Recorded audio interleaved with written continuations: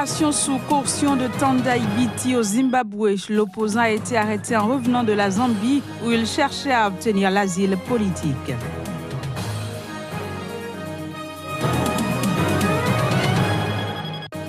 Réforme d'Abiy Ahmed en Éthiopie. Elle se retrouve confrontée au défi des violences ethniques dans le pays.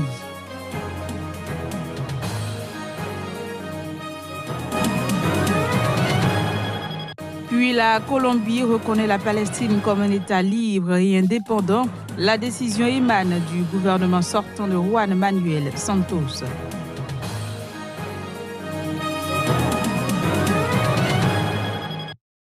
Vendredi 10 août 2018, bienvenue à toutes et à tous sur Sika TV. Je l'annonçais en titre, au Zimbabwe, l'opposant Tendai Biti a été libéré sous caution ce jeudi. Il a été arrêté alors qu'il revenait de la Zambie où il cherchait à obtenir l'asile politique. Voici les précisions. Accusé de proclamation illégale de résultats électoraux et violence sur la voie publique, Tendai Biti est sorti de prison après avoir été présenté à la justice zimbabwéenne. L'ancien ministre des Finances du gouvernement d'union nationale a bénéficié d'une libération sous caution assortie d'une interdiction de participer à des débats politiques ou des conférences de presse et d'une obligation de se présenter 2 fois par jour à la police. C'est dommage que dans la majorité de l'Afrique, nous ne respectons pas les standards internationaux de l'état de droit. Mais on a survécu. On va vivre un jour de plus pour se battre. Je suis content d'être à la maison et demain, nous allons soulever les questions constitutionnelles autour de ce qui m'est arrivé et pourquoi je suis ici aujourd'hui alors que je ne devrais pas l'être.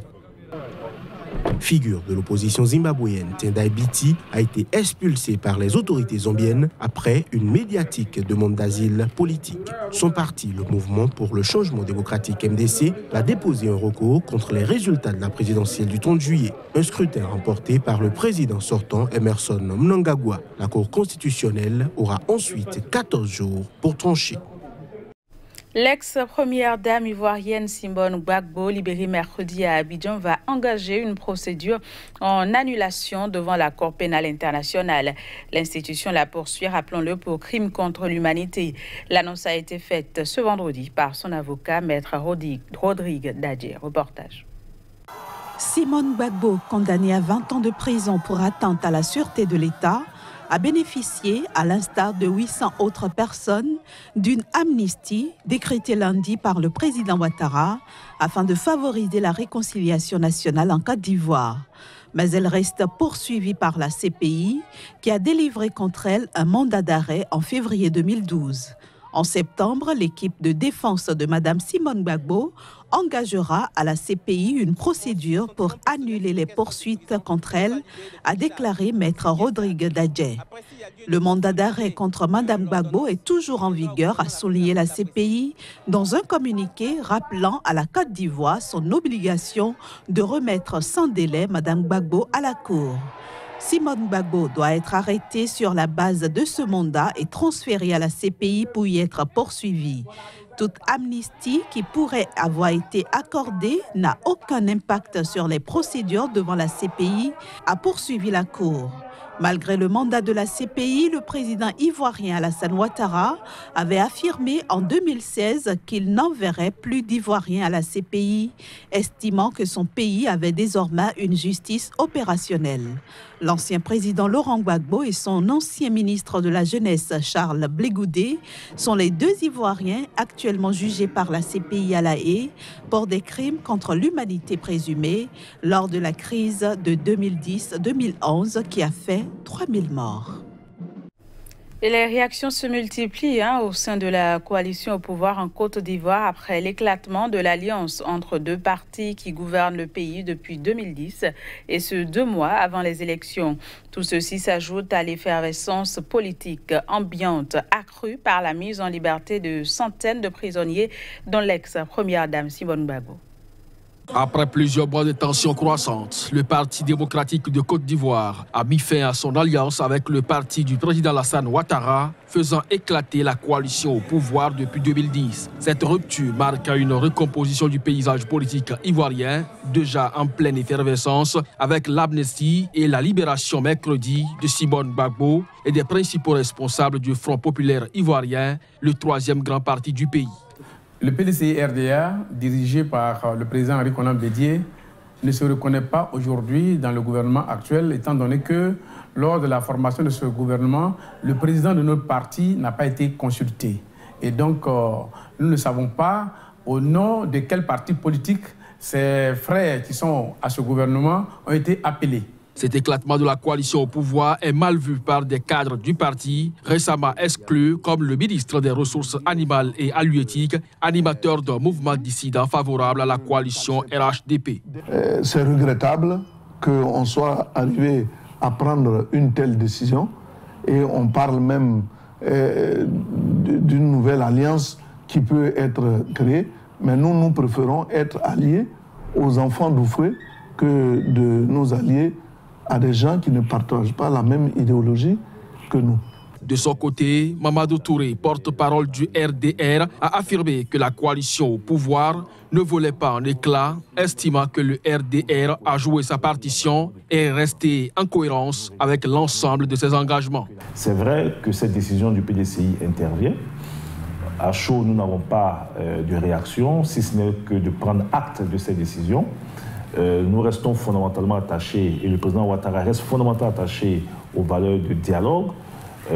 Toute initiative qui pourrait être prise pour rassembler les enfants d'Oufoué-Boigny et rassembler les Ivoiriens, ces initiatives ne vont pas s'arrêter, vont continuer. Pour rejoindre le RHDP, le PDCI exigeait un retour d'ascenseur, que le parti unifié présente un candidat unique issu des rangs du PDCI à la prochaine présidentielle. Exigence refusée par Alassane Ouattara, qui a en retour multiplié les pressions sur le PDCI, maniant carottes et bâtons. De la Côte d'Ivoire, rendons-nous à présent au Burkina Faso, où l'opposition parlementaire a annoncé hier jeudi avoir introduit un recours devant le Conseil constitutionnel contre la modification du code électoral adopté en juillet par la majorité présidentielle. Pour l'opposition, le nouveau code est divisionniste et dangereux. Reportage.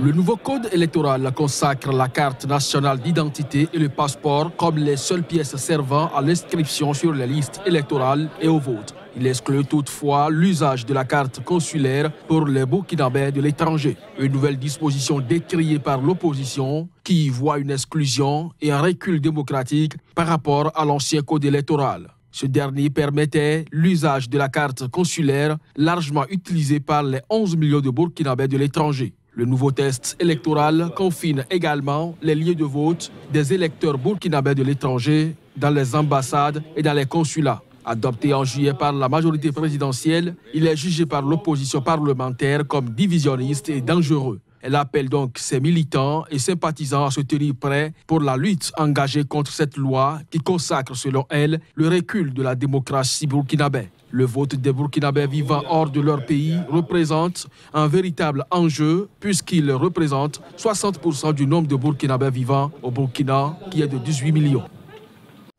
Arrivé au pouvoir en avril dernier, le nouveau Premier ministre éthiopien Abiy Ahmed a promis à tous des jours meilleurs. Mais cet engagement se voit heurté aux violences ethniques dans le pays. Voici les détails.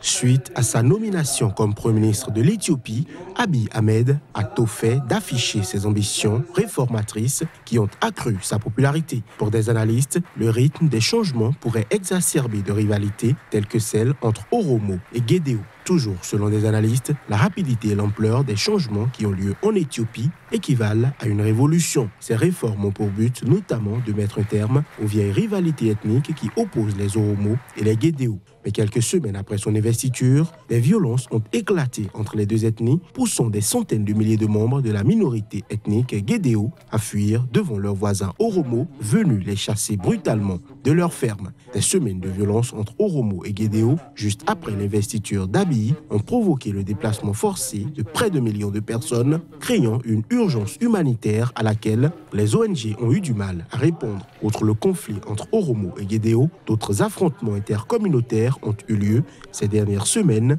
dans la ville d'Assosa et la capitale de la région Somalie, Djidiga. Au Mali, les candidats arrivés respectivement en 3e et 4e position au premier tour de la présidentielle, Aliou Diallo et Cheikh Modibo Diarra ont refusé de donner une consigne de vote pour le second tour de la présidentielle. Un second tour qui opposera, rappelons-le, le président sortant Ibrahim Boubacar Keïta au chef de file de l'opposition Soumaïla Cissé. Pour Cheikh Modibo Diarra, aucun des deux finalistes ne correspond à un idéal de changement. Les précisions dans cet élément.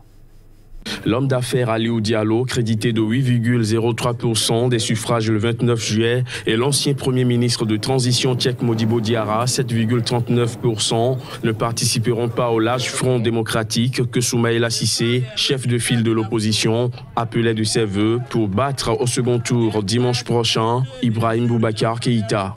Lors d'une conférence de presse à Bamako, Cheikh Modibo Diarra a estimé que ni l'un ni l'autre ne correspondait à son idéal du changement. Ma conviction reste que ni l'un ni l'autre ne correspond à notre idéal de changement. Remplacer Ibrahim Boubacar Keïta par Soumaïla Cissé n'est pas l'alternance, n'est pas le changement. Pour nous, en tout cas, ce n'est ni plus ni moins qu'un simple jeu de chaises musicales. Nous disons que chaque entité de notre regroupement conserve son autonomie et est donc libre de son choix à ce deuxième tour. Quelques minutes plus tard, même écho chez Aliou Diallo, qui a simplement invité les Maliens à penser à leur avenir, les laissant libres de leur choix. Mauvaise nouvelle pour le candidat de l'opposition Soumaïla Cissé, largement distancé par le président sortant au premier tour. L'absence de consigne de vote de ces deux ténors constitue une aubaine potentiellement décisive pour le président sortant, plus que jamais favori pour l'emporter dimanche prochain. Le gouvernement sortant de Colombie a décidé de reconnaître la Palestine en tant qu'État libre, indépendant et souverain. La nouvelle est tombée ce jeudi, peu de temps avant l'investiture du nouveau président Ivan Duque. Voici les images. Ivan Duque est officiellement devenu le président de la Colombie. Il remplace ainsi Juan Manuel Santos, qui, à quelques heures de la prestation de serment de son successeur, en a surpris plus d'un en reconnaissant le statut d'État libre et indépendant de la Palestine. Le gouvernement du docteur Juan Manuel Santos a décidé de reconnaître la Palestine comme État libre, souverain et indépendant. En vertu de cela, et face à d'éventuelles omissions qui pourraient découler de la manière dont la décision du président sortant a été prise, le gouvernement va examiner attentivement les implications et agir conformément au droit international.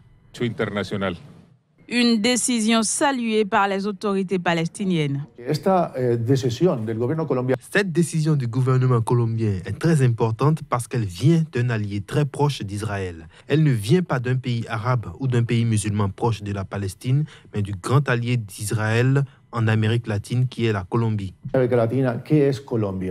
Plus de 130 pays reconnaissent déjà l'État palestinien. Le conservateur Ivan Duque a pris ses fonctions mardi à la tête de la Colombie. Il s'est dit déterminé à durcir la politique de son prédécesseur envers la guérilla et à asphyxier diplomatiquement le gouvernement de Nicolás Maduro au Venezuela voisin. Voilà, ceci vient mettre un terme à cette édition. Merci de nous avoir suivis. Très bonne suite de programme sur SICA TV. Bon week-end à toutes et à tous.